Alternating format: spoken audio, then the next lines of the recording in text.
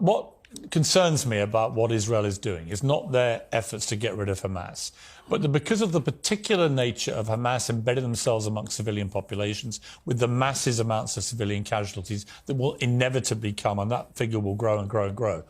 Are we not, as Barack Obama warned, are we not creating here just an opportunity for far greater radicalization of all those young Palestinians who watched their loved ones get killed? Why would we imagine that at the end of all this, they're going to want to do anything other than to become a new version of Hamas in wanting to exact revenge for what happened to their families? Well, two things. One is, if you just follow the logic of what Barack Obama said, then you just shouldn't do anything. If you're Israel, you should be attacked and just sit back and say, great, we'll wait for the next one. But the second and more important thing is, your question supposes that there is a sort of peaceful Palestinian population in the Gaza who would love a two-state solution, and then a few bad apples in Hamas. I think that's not true. Why is it that when one of the victims of the music festival, a poor young German Jewish girl, who it seems was raped and then brutally murdered and taken into the Gaza naked. Why was it that you can find, and anyone can find this online, a crowd of ordinary Gazans? It wasn't Hamas, it wasn't a Hamas rally. Ordinary Gazans spitting on her body, hitting her body, mutilating her body further as it went down the street. Does that strike you, Piers, as a placid population of peacenik types who are just desperately waiting for a two-state solution to be put back on the table for the millionth time in the last 70-something years? It doesn't seem like that to me. No, but there are over 2 million people in Gaza, and there weren't 2 million people in that video clip. There were a few hundred. So I don't like to make... Yeah, well, a few hundred at random. A few hundred at random. And did you see anyone in it saying, hey, guys, stop. We're not meant to mutilate the bodies of girls or rape them in public? No, I didn't see that. But then what you're really articulating, correct me if I'm wrong here, but isn't what you're articulating really an endorsement of collective punishment, where you assume they're all guilty? No. And if they don't stand up to Hamas, they're also guilty. And that's where people have a problem, I think, with the moral line here, which is if you hold all the Gazans equally responsible, then is that not collective punishment, which is illegal? Well, first of all, there is some responsibility for the peoples in the Gaza. If you elect Hamas and they kill Fatah, and then they remain in power for all of the years afterwards, I'm afraid that there is some responsibility of the people in that situation. You know, when the Germans had Adolf Hitler come to power and voted for him, we in Britain took the view that the German people were responsible in some way. So I'm not for collective punishment per se, but nor am I for this idea that there is something unique going on in the Israeli-Gaza context that we in Britain couldn't understand. Actually, there is one unique thing. In our own history, we've done very similar things. But there is one unique thing, which is that the population of Gaza is pretty unique in that nearly half of the population are children. That is a unique situation. No, I'll tell you what's unique about the population of Gaza. It's the only population in the world where people routinely claim Israelis are committing genocide, but which has a population boom all of the time. I mean, that strikes me as being quite an interesting thing about the Gaza.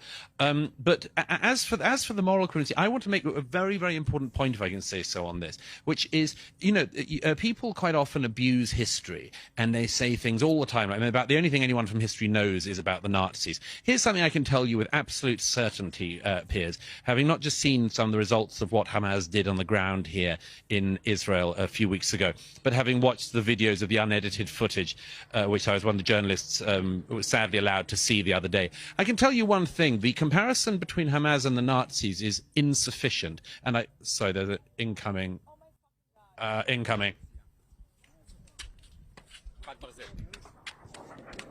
Get safe, Douglas.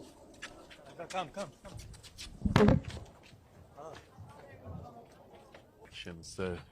Okay. Anyhow, we're okay. Are you okay? Let's just. Yeah. It's fine. Sorry, it was a rocket coming. It looked like it was just going to land on us here. Which way was that rocket coming from? Was it coming from Gaza or from Israel?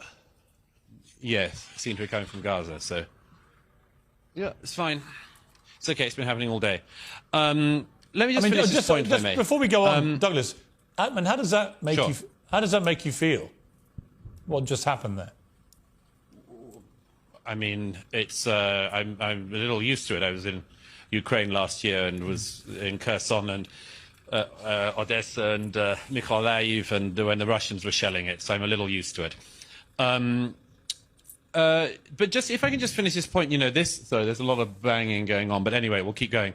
Well, look, if you need to stop, Douglas, we understand. No, don't worry. If we need to stop, I'll run to the shelter, I assure you. The thing that struck me, Piers, about seeing the 7th of October footage was that even the Nazis were actually ashamed of what they did.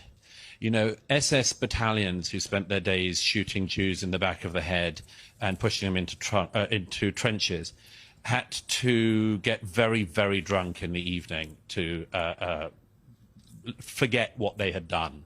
The Nazi high command famously had to sort of get around the problem of soldier morale because the soldiers knew this wasn't exactly what their lives were meant to look like either.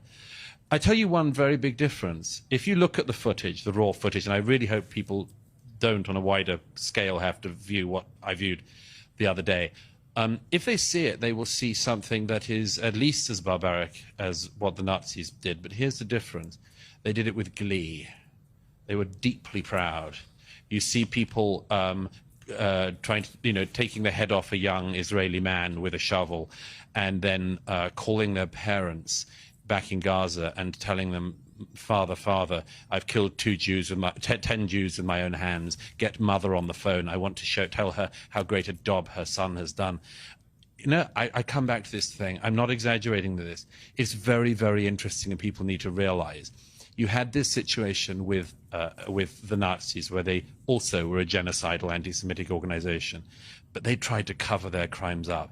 Hamas are actually proud of them, and they've said they will do them until the whole world is clear of Jews. Yeah. So I suggest we take that seriously, and I think that Israel is taking it seriously. I hope they continue to take it seriously, but I think the world should take it seriously, and that includes Britain. And when I hear British journalists, British commentators, and British politicians lecturing the Israelis on what they should do, I think, I'm sorry, this shows a failing in our country. It shows that we in Britain cannot enforce our laws. We don't even enforce our borders in Britain.